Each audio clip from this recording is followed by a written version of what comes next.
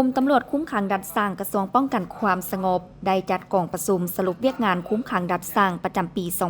2024 และทิศทางแผนการเวียกงานจุดสุ่มปี 2025 ในวันที่ 13 มีนาคม 2025 โดยการเป็นประธานของพลจัตวารัศมีไสยคำหัวหน้ากรมตำรวจคุ้มขังดัดสร้างมีบรรดาคณะผักคณะกรมพร้อมด้วยนายตำรวจขันนำพาบัญชาห้องการแผนกค่ายคุ้มขังที่ขึ้นกับกรมตำรวจคุ้มขังดัดสร้างเข้าห่วมพันเอกจันหอมแก้วสุรไซห้องหัวหน้ากรมตำรวจคุ้มขังดัดสร้างได้ผ่านบทสรุปการจัดตั้งปฏิบัติเวียกงานคุ้มขังดัดสร้างประจำปี 2024 และทิศทางแผนการเวียกงานจุดสุ่มปี 2025 ในนี้ผ่านการจัดตั้งปฏิบัติบรรดาเวียกงานวิสาสะโพกเห็นได้ว่า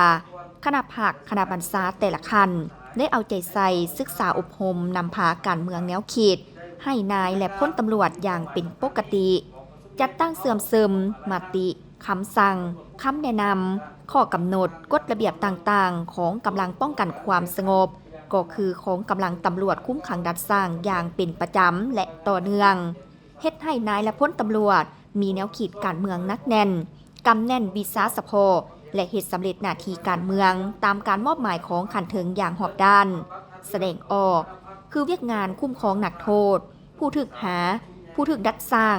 ได้สุ่มใส่คุ้มครองด้วยระเบียบวินัยที่เข้มงวดและมีมาตรการที่เด็ดขาดต่อนักโทษผู้ถูกหาผู้ดัดสร้างซึ่งนอกจากการคุ้มครองทางด้านเอกสารที่เป็นระบบครบสุดตามหลักการวิสาสะโพคุ้มขังดัดสร้างแล้วการคุ้มครองนักโทษผู้ถูกหาผู้ถูกดัดสร้างอยู่แต่ละค่ายแมนใดแบ่งเป็นจุเป็นหน่วย เป็นเขต และแบ่งความรับผิดชอบกันอย่างละเอียดเพื่อสะดวกในการคุ้มครองติดตามกวดกาศึกษาอบรมจัดแบ่งประเภทประจำอาทิตย์ประจำเดือนประจำปี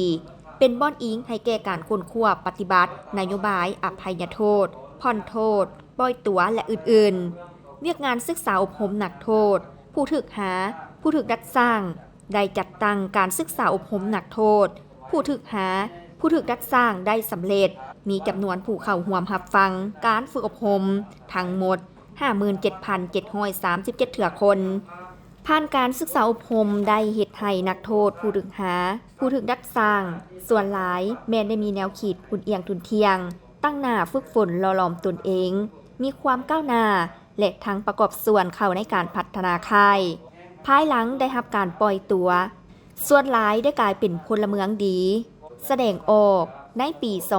2024 นักโทษผู้ถูกดัดสร้างที่ได้รับการปล่อยตัวมีทั้งหมดจำนวน 4,213 คนสำหรับทิศทางแผนการเวียกงานจุดสุ่มปี 2025 คณะผักคณะบรรษาแต่ละคันจะได้เพิ่มทวีเอาใจใส่ในการศึกษาอบรมการเมืองแนวคิดให้สมาชิกพรรคนายและพ้นตำรวจภายในความรับผิดชอบของตนอย่างเป็นประจำและให้เลิกเซิงกว่าเก่า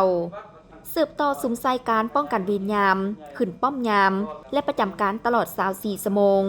สืบต่อปรับปรุงหันการคุ้มครองนักโทษผู้ถูกหาผู้ถูกดัดสร้างให้เข้าสู่ระบบและมีระเบียบวินัยเข้มงวดและเอาใจใส่เพิ่มทวีปรับปรุงการคุ้มครองสำนวนสำเนาเอกสารและสร้างฐานข้อมูลนักโทษผู้ถูกหาผู้ถูกดัดสร้างให้เข้าสู่ระบบและเป็นทันสมัยเทื่อละก้าว